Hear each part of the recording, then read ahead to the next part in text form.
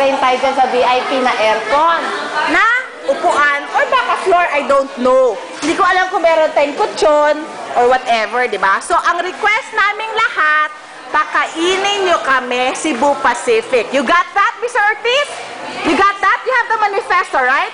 You better feed us or else talagang walang-wala ang Cebu Pacific. You got that? Ha? You better feed us. You got that? You got that? You better feed us.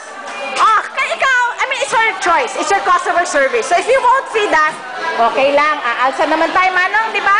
Tuwawa naman kayo. I'm sure wala tayong perang extra, di ba?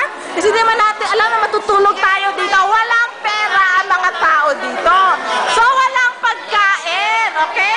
Wala tayong pagkain. So therefore, Cebu Pacific, it's up to them to feed us. So ngayon, Mr. Ortiz, we have given you a request and it's up to you to do it. Okay? Thank you.